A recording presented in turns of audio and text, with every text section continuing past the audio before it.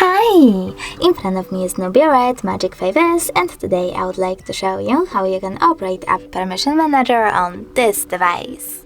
Start by opening Settings and scrolling down right away. Now you need to click on Privacy and choose Permission Manager.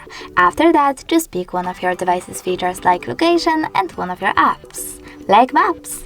Then you need to click on one of those options. Allow all the time, allow only while using the app, ask every time, or deny.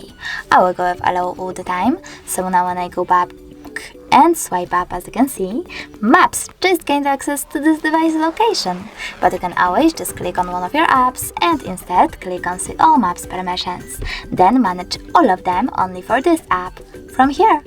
Thanks so much for watching. If you enjoyed this video, leave a like, comment, and definitely subscribe. Bye!